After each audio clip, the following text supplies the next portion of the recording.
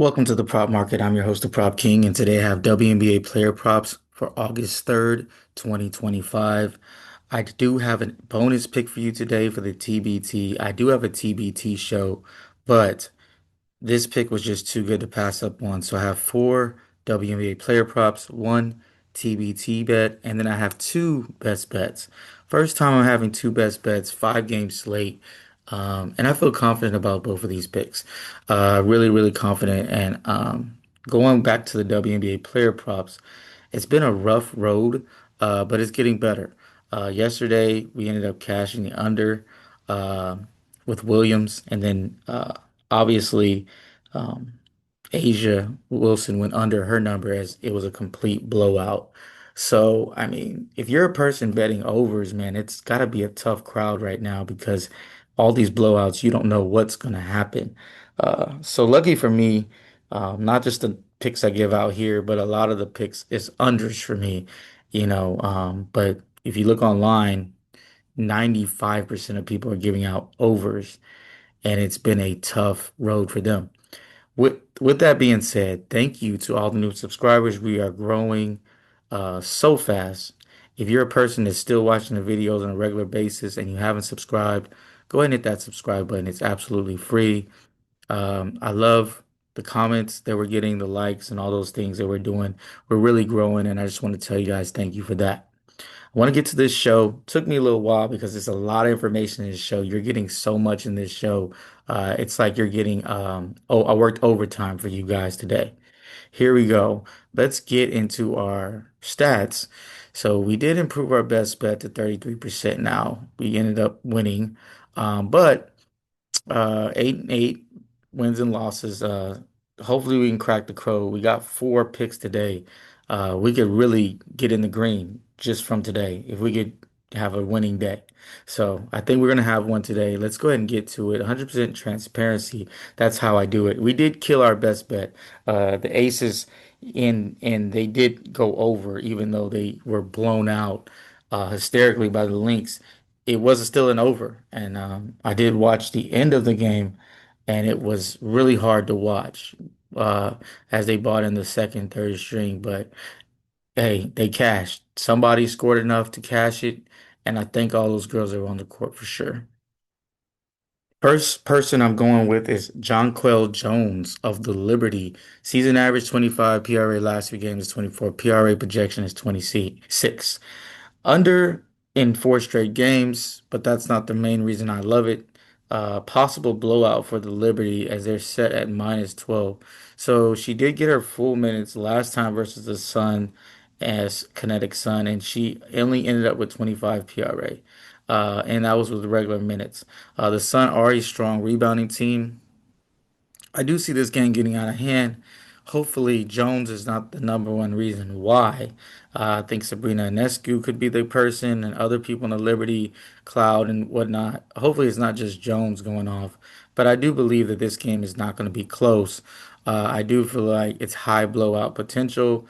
Jonquel Jones, as you see, none of her key numbers are over this number they're giving her.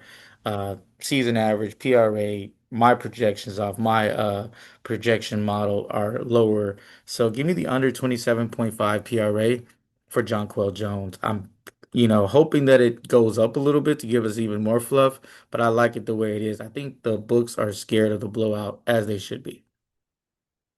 Next pick, Tina Charles of the Sun. Season average 23, PRA last 3 games is 23, and PRA projections 21. I faded Tina Charles on this show before in the back-to-back based on her age. Now I'm just fading her based on possibility of blowout, as I said. And I like her unders because she's went under with the Sun winning in the last game. She just had 16 PRA. I don't expect it to be close. A bounce back spot for the Liberty should be in order. And Tina Charles is a person they're going to lock in on. She's going to have to deal with Jonquel Jones down low. She's going to have to deal with other Liberty players that are going to be bruising around. I know Stewart's not there. The Sun have girls that are just shooting the ball a lot. And Tina Charles is not one of those. Her minutes also are not, standard. Unpredictable as most of the league is. So I absolutely love her under 23 PRA. I could see it going up. I also can see it going down, but I love it at under 23 PRA. Next girl is Gabby Williams, season average 21, PRA last three games 17, PRA projections 20. I just read something interesting. I did not know this about her. Apparently, she quit on the Storm. I don't know if it was like last year. I think it was. Her erratic game behavior is also something that concerns me. She'll play a really good game and then she'll have like 5 PRA another game. Versus Indiana, not a good matchup for her. Indiana's a top five defense versus her position in rebounds and assists. 16 PRA in the last game versus the Fever, and I get it. She's probably going to be guarded by Cunningham, who, not really great, not really great defenders. But the Storm do play at a slow pace. I expect a low scoring game. I do expect her to defend very well. Her minutes was at 42 in her last game, and she barely went over. I don't think she gets 42 minutes in this one. I think it's a little lower than that. Give me the under 21.5 PRA for Gabby Williams. Last but not least, don't hold your nose. I'm gonna go with the under as well with Leah Boston. The under bet king is back. Season average 27. PRA last three games is 31. PRA projection is 27. That's right. I got 400s for you. Actually, 500s. Went versus the Storm, and I expect some adjustments. She went over the last game. She actually balled out. I believe it was like 38 PRA, something crazy. I expect the adjustments. Uh, Here's the thing too. The Storm, top five defense in the NBA, playing at home. It has to be a time where the Fever start to slow down. I see this game getting out of hand. I don't think it's going to be as close as the numbers are saying. The Storm defensively should lock down this Fever team. I mean, they can't be this good, can they? We'll talk about that later. I like the under here. Look for this number to rise. This is one of those picks I tell you guys all the time, guys and girls. Listen, the number's at what it is now. Wait a little bit. It's gonna go up. And that's when you smash the under. You get a little more fluff there, just for some incidentals. Season average 27, so she's there. It's real close, under 27.5. So you see how close my projection has it, but I'm expecting it to get to 28.5 or 29, which is going to make me even more confident in this pick. Last but not least, we're going to get back to the TBT. We got Gabe York of Eberline Drive. I actually was on his over last show for the TBT. I have a TBT show, so go check that out. Uh, Last game I was over him and he cashed, but he went 7 of 13. He only had 2 rebounds and no assists in 31 minutes. Um, Banked in a three, went crazy in the last few minutes. So I just, with the Elam ending, as they call it, I don't see him playing the same. He plays off the ball a lot. The aftershock play at a slower pace, and they're going to be, using him. They're going to be playing defense on him very heavy. Um, Not going to be a surprise. So I don't know how many opportunities he's going to get, considering he plays off the ball a lot. Defensively, he can be a liability.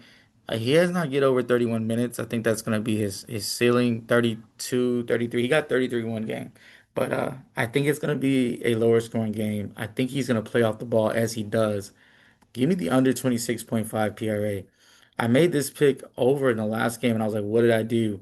And then he just went crazy the last few minutes. So in the Elam ending. But give me the under 26.5. Go catch this number on Prize Picks. It's an absolute steal. Now for a recap, we got Jones under 27.5, Charles under 23 PRA, Williams under 21.5. Give me Boston under 27.5, and then York TBT under 26.5 PRA. Now to our best bets. Fever versus the Storm. Yes, bounce back spot. Finally, for the Storm. I feel like the Storm, not lost last time by 8. And I think that they're being at home. the Fever have to come back down to earth, right? They won 4 out of 5. I think it's time for them to get slowed a little bit. Um, this, you know, they're they're really been playing really well, and supposedly without their best player, you would think that any team with a best player not playing, they eventually would have to lose, and this would be a spot for them to lose on the road. A Seattle team's desperate. They have the same record. This is a win, must win, in my opinion, for both teams. Look for the Seattle Storm to take this more seriously.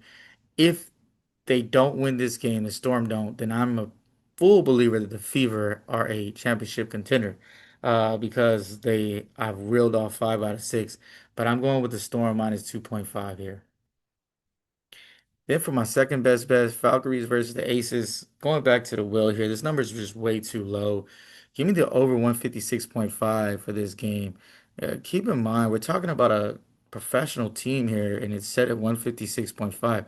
Get the Aces have been playing bad. I get the Valkyries aren't that great of a scoring team. But I mean, I remember the Valkyries getting into the hundreds a couple games ago.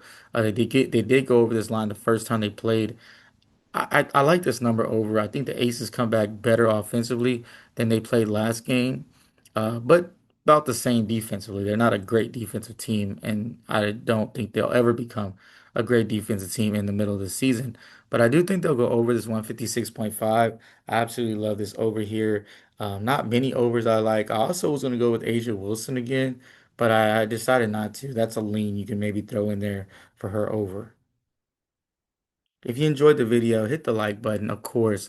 Hit the comment section. I appreciate it. Beat up the comment section if you don't like some. If you do like something, let me know. I do appreciate, all the positive comments. I have some really, strong subscribers and followers that give comments every single day. I want you guys to know I do appreciate it. Like what you're doing does not go unnoticed. That's why I comment back every single time. Appreciate it because those type of things are helping me grow. There are some people that aren't even subscribed that do comment, which I mean is okay. But I mean, if you're watching a video enough to subscribe, to comment, you might as well subscribe. That's just how I feel. So hit that subscribe button, hit that like button, hit that comment section. I appreciate all new subscribers. As I said, we're on a generational run in subscribers, and I want to keep this up. Keep giving you great picks. Keep giving you all I got. That's what I'm gonna continue to do. You continue to help me grow. With that being said, keep what you like, leave what you don't. Let's cash.